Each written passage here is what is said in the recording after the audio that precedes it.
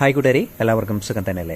നമുക്കിന്ന് കുറച്ച് അച്ചാർ ഒന്ന് ഉണ്ടാക്കി നോക്കാം. അതും നല്ല ബീട്രൂട്ട് കൊണ്ടുള്ള അച്ചാർ. ബീട്രൂട്ട് കൊണ്ടുള്ള അച്ചാർ എന്ന് പറയുമ്പോഴത്തേക്കും അതിന് ഒരു പ്രത്യേക രുചി തന്നെയാണത്. പിന്നെ വളരെ ഈസി ആയിട്ട് ഉണ്ടാക്കുകയും ചെയ്യാം. വളരെ ടേസ്റ്റിയുമായിട്ടുള്ള ഒരു അച്ചാറാണത്. അപ്പോൾ ഈ ബീട്രൂട്ട് അച്ചാർ നമുക്ക് എങ്ങനെയാണ് ഉണ്ടാക്കുന്നതെന്ന് നമുക്കൊന്ന് നോക്കിയാലോ. ഇത് പല രീതിയിൽ തന്നെ ഉണ്ടാക്കാറുണ്ട് കേട്ടോ. കാരണം ബീട്രൂട്ട് വേവിച്ച് അരച്ചെടുത്തിട്ട് ഒരു രീതിയിൽ ഉണ്ടാക്കാറുണ്ട്, ഇതേപോലെ അരിഞ്ഞെടുത്തിട്ട് ഉണ്ടാക്കാറുണ്ട്. പിന്നെ ചെറുതായിട്ട് ഇങ്ങനെ എന്താ പറയുക, ചെത്തിയെടുത്തിട്ട് അതും മറ്റൊരു രീതിയിൽ ഉണ്ടാക്കാറുണ്ട്. അപ്പോൾ നമ്മൾ ഉണ്ടാക്കാൻ പോകുന്നതെന്ന് പറഞ്ഞിട്ടുണ്ടെങ്കിൽ ഇവനിതാ നല്ല സ്ക്വയർ പീസായിട്ട് അരിഞ്ഞെടുത്തിട്ട് ആണ് അച്ചാർ ഉണ്ടാക്കാൻ പോകുന്നത്. അപ്പോൾ എന്തായാലും നമുക്ക് അതൊക്കെ ഒന്ന് അരിഞ്ഞൊക്കെ എടുത്തിട്ടൊക്കെ വരാം. അപ്പോൾ അതാ ബീട്രൂട്ടൊക്കെ ഇവിടെ അരിഞ്ഞ് റെഡിയാക്കി വെച്ചിട്ടുണ്ട്. ഇതേപോലെ തന്നെ ഇത്രയും ചെറിയ പീസായിട്ടാണ് അരിഞ്ഞ് വെച്ചിരിക്കുന്നത്.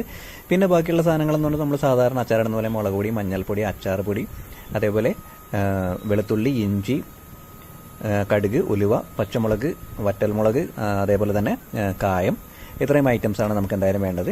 അപ്പോൾ നമുക്ക് ആദ്യം തന്നെ നമുക്കൊരു ചട്ടി അടപ്പത്തേക്ക് വെച്ചിട്ട് നമുക്കിതിനെ ഒന്ന് വഴറ്റിയെടുക്കാമെന്ന് പറഞ്ഞിട്ടുണ്ടെങ്കിൽ ഒരു മൺചട്ടി എടുത്തിട്ട്, മൺചട്ടിയോ അല്ലെങ്കിൽ ഏതെങ്കിലും ഒരു ഇരുമ്പിൻ്റെ ചീനച്ചട്ടിയോ എടുത്തിട്ട് നമുക്ക് എണ്ണ ഒഴിച്ചിട്ട് അതിലേക്ക് അരിഞ്ഞിരിക്കുന്ന ക്യാരറ്റ് ഇതേപോലെ അങ്ങോട്ട് ഇട്ട് കൊടുത്തിട്ട് അതിൻ്റെ വെള്ളമെല്ലാം പോകുന്നത് വരെ ഇതിനെ ഒന്ന് വഴറ്റിയെടുക്കാം. അപ്പോഴത്തേക്കും എന്തായാലും നമ്മുടെ ബീട്രൂട്ട് ഒന്ന് വെന്ത് കിട്ടും.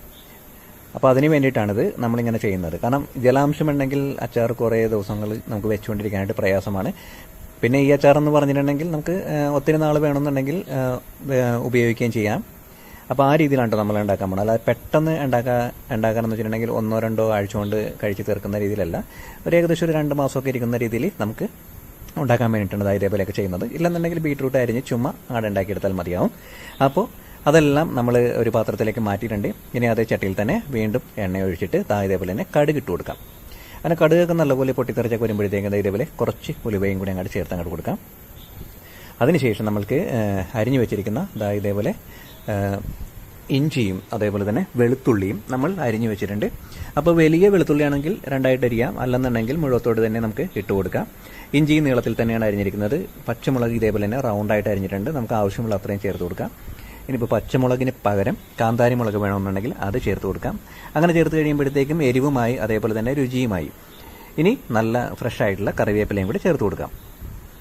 എന്നിട്ട് ഇതിന് മൊത്തത്തിൽ നമുക്കൊന്ന് ആ എണ്ണയിൽ തന്നെ ഇട്ടിട്ട് നല്ലതുപോലെ ഒന്ന് വഴറ്റിയെടുക്കാം. അങ്ങനെ ഇതൊന്ന് നല്ല രീതിയിലൊന്ന് ഫ്രൈ ആയിട്ടൊക്കെ വരുമ്പോഴത്തേക്കും നമുക്ക് വറ്റൽമുളകും കൂടി ചേർത്ത് കൊടുക്കാം. അപ്പോൾ ഒരു 5-6 കഷ്ണം വറ്റൽമുളക് എടുത്ത് ഇട്ട് കൊടുത്തിട്ടുണ്ടെങ്കിൽ അതും ഒന്ന് മൊരിഞ്ഞ് വരട്ടെ. അങ്ങനെ മൊത്തത്തിലെല്ലാം കൂടി മൊരിഞ്ഞ് വരുമ്പോഴത്തേക്ക് ഈ സമയത്ത് വേണമെന്നുണ്ടെങ്കിൽ കട്ടയായിട്ടുള്ള കായ വേണമെന്നുണ്ടെങ്കിൽ ഈ എണ്ണയിൽ തന്നെ ഇട്ട് അങ്ങോട്ട് ചേർത്ത് കൊടുക്കാം. അല്ലെങ്കിൽ നമ്മൾ അച്ചാർ പൊടി തയ്യാറാക്കുന്ന കൂട്ടത്തിൽ തന്നെ കായം പൊടിച്ചെടുക്കുകയാണെന്നുണ്ടെങ്കിൽ മറ്റൊരു പ്രശ്നമില്ലാതെ നമുക്ക് ഉപയോഗിച്ച് പോവാം. ഇനി അതിലേക്ക് ഒരല്പം മഞ്ഞപ്പൊടിയും കൂടി ഇട്ട് കൊടുക്കാം. അങ്ങനെ എല്ലാ സാധനങ്ങളും ഇവിടെ അങ്ങോട്ട് ചേർത്ത് കൊടുത്തിട്ടുണ്ട്. ഇനി വേണ്ടതെന്ന് പറഞ്ഞിട്ടുണ്ടെങ്കിൽ നമുക്ക് നമ്മുടെ മസാലപ്പൊടികളൊക്കെ ചേർത്ത് കൊടുക്കാം. അതായത് അച്ചാറിന് വേണ്ടിയിട്ട് റെഡിയാക്കി വെച്ചിരിക്കുന്ന മസാലപ്പൊടിയും പിന്നെ ആവശ്യത്തിന് എരിവിത്തിരി കൂടുതൽ വേണമെന്നുണ്ടെങ്കിൽ മുളക് പൊടിയും ഈ സമയത്ത് ചേർത്ത് കൊടുക്കാം. അതൊക്കെ നമ്മളുടെ ഇഷ്ടത്തിനനുസരിച്ച് തന്നെ ചേർത്ത് കൊടുക്കാം കേട്ടോ. കാരണം എരിവെന്നൊക്കെ പറയുന്നത് ഓരോരുത്തരുടെ ഇഷ്ടമാണല്ലോ. ആ രീതിയിൽ നമുക്ക് എരിവിന് ആവശ്യമായിട്ടുള്ള മുളക് പൊടിയും ചേർത്ത് കൊടുക്കാം. പിന്നെ എന്ന് വെച്ചിട്ടുണ്ടെങ്കിൽ നമുക്ക് ഈ ബീട്രൂട്ട് അച്ചാർ ഉണ്ടാക്കുമ്പോൾ പൊതുവെ ഒരു കാര്യമുണ്ട്. ഒരു ബീട്രൂട്ട് ഇങ്ങനെ ഫ്രൈ ചെയ്തെടുക്കുന്ന സമയത്ത് 1/2 ടീസ്പൂൺ കുരുമുളക് ചേർത്ത് കൊടുക്കുകയാണെന്നുണ്ടെങ്കിൽ, കുരുമുളക് പൊടിച്ചത് ചേർത്ത് കൊടുക്കുകയാണെങ്കിൽ നല്ലതായിരിക്കും കേട്ടോ. അപ്പോൾ എന്തായാലും നമുക്ക് വിനാഗിരിയും കൂടി ഒഴിച്ചു കൊടുക്കാം. കാരണം വിനാഗിരി വേണം ഇതിന്, ബീട്രൂട്ട് അച്ചാർ ആയതുകൊണ്ടും. പിന്നെ പൊതുവേ അച്ചാറുകൾ കേടാകാതിരിക്കാനും നമ്മൾ വിനാഗിരി ചെയ്യാറുണ്ട്. എല്ലാ അച്ചാറുകൾക്കും അല്ല, ചില അച്ചാറുകൾക്ക് മാത്രം. അപ്പോൾ എന്തായാലും നമുക്ക് വിനാഗിരിയും കൂടി ഒഴിച്ചു കൊടുത്തിട്ട് ഇവിടെ നല്ല രീതിയിലൊന്നും അങ്ങോട്ട് വരട്ടി അങ്ങോട്ട് എടുക്കാം. അതിനുശേഷം നമ്മൾ നേരത്തെ ഫ്രൈ ചെയ്ത് വെച്ചിരിക്കുന്ന നമ്മളുടെ ബീട്രൂട്ട് അങ്ങോട്ട് ചേർത്ത് അങ്ങോട്ട് കൊടുക്കാം. കണ്ടോ? അപ്പോൾ ആ എണ്ണയോടുകൂടി തന്നെയാണ് നമ്മൾ എടുത്ത് വെച്ചിരിക്കുന്നത്. എത്രത്തോളം എണ്ണ ഉണ്ടായിരുന്നു ആ ബീട്രൂട്ടിൽ, അതേപോലെ തന്നെയാണ് എടുത്ത് വെച്ചിരിക്കുന്നത്. അപ്പോൾ ബീട്രൂട്ട് വഴറ്റാൻ നേരത്ത് വളരെ കുറച്ച് എണ്ണ മാത്രം മതി കേട്ടോ. പിന്നീട് അതെല്ലാം ആ ചട്ടിയിൽ കിടന്ന് അതിലെ ജലാംശമൊക്കെ എല്ലാം പോയി കഴിയുമ്പോഴത്തേക്കും ഓട്ടോമാറ്റിക്കലി എണ്ണയും തെളിഞ്ഞ് വരും. അപ്പോൾ എന്തായാലും നമ്മളുടെ പരിപാടിയൊക്കെ എല്ലാം ഏതാണ്ട് അവസാനിച്ച് കഴിഞ്ഞു. കാരണം ഇനി വേറെ പ്രത്യേകിച്ച് പരിപാടിയൊന്നുമില്ല. ഇതിനിട്ട് ചൂടാക്കി നല്ലതുപോലെ ഡ്രൈ ആക്കി എടുക്കുകയോ അല്ലെങ്കിൽ വെള്ളം പോലെ എടുക്കുകയോ ഒന്നും ആവശ്യമില്ല. എന്തായാലും ഓൾറെഡി വെന്തിരിക്കുന്നത് കൊണ്ട് നമുക്ക് ഈ പരുവത്തിൽ തന്നെ ഇത് ഇറക്കാവുന്നതാണ്. ഈ സമയത്ത് നമുക്ക് ഏറ്റവും അവസാനം നമുക്ക് ഉപ്പും കൂടി ചേർത്ത് കൊടുക്കാം. അങ്ങനെ ഉപ്പും കൂടി ചേർത്ത് കൊടുത്തിട്ടുണ്ട്. അപ്പോൾ ആവശ്യത്തിന് ഉപ്പും കൂടി ചേർത്ത് കൊടുത്തു കഴിഞ്ഞിട്ടുണ്ടെങ്കിൽ ഇതിനെ നല്ല രീതിയിലൊന്ന് ശരിക്കും ഒന്ന് ഇളക്കിയതിന് ശേഷം നമുക്കിതിനെ മാറ്റി വെക്കാം.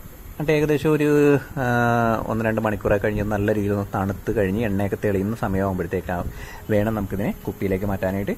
അപ്പോൾ ഇത്രയേ ഉള്ളൂ നമ്മളുടെ ബീട്രൂട്ട് അച്ചാർ ഉണ്ടാക്കാനുള്ള പരിപാടി. ഇതേപോലെ തന്നെ ബീട്രൂട്ടും ക്യാരറ്റും ചേർത്ത് അച്ചാർ ഉണ്ടാക്കാറുണ്ട്. ബീട്രൂട്ട് മാത്രം കൊണ്ട് ഉണ്ടാക്കാറുണ്ട്, ഈന്തപ്പഴം ചേർത്തും ഉണ്ടാക്കാറുണ്ട്, അങ്ങനെ പല രീതിയിൽ ഉണ്ടാക്കാറുണ്ട്. ഇതെന്ന് പറഞ്ഞിട്ടുണ്ടെങ്കിൽ വളരെ സിമ്പിളായിട്ടും വളരെ ടേസ്റ്റിയായിട്ടും നമ്മൾ ശരിക്കുമുള്ള ഒരു എരിവുള്ള ഒരു അച്ചാറിൻ്റെ രുചിക്കൂട്ടിലാണ് നമ്മൾ തയ്യാറാക്കിയിരിക്കുന്നത്. അപ്പോൾ എന്തായാലും ബീട്രൂട്ട് കിട്ടുന്ന സമയമാണ് ഇപ്പോൾ, ഇഷ്ടംപോലെ ബീട്രൂട്ടുകൾ കിട്ടാറുണ്ട്. അപ്പോൾ എന്തായാലും ബീട്രൂട്ട് കിട്ടുമ്പോഴത്തേക്കും ഇതേപോലെ സിമ്പിളായിട്ടുള്ള ഒരു അച്ചാർ നിങ്ങളും എന്തായാലും ഒന്ന് ട്രൈ ചെയ്ത് നോക്ക്. കുറച്ച് ദിവസത്തേക്ക് നമുക്ക് മറ്റൊരു അച്ചാറും ആവശ്യമായിട്ട് വരില്ല, കാരണം ഇത് വളരെ ടേസ്റ്റിയാണ്, വളരെ കളർഫുള്ളാണ്. അതുകൊണ്ട് എല്ലാവർക്കും ഇഷ്ടമാകുന്ന ഒരുതരം അച്ചാറാണ്. അപ്പോൾ ഇത്രയേ ഉള്ളൂ നമ്മളുടെ ബീട്രൂട്ട് അച്ചാറിൻ്റെ റെസിപ്പി. എല്ലാ കൂട്ടുകാർക്കും ഇഷ്ടമായി കാണും എന്ന് പ്രതീക്ഷിക്കുന്നു. സ്നേഹത്തോടെ അല്ലു.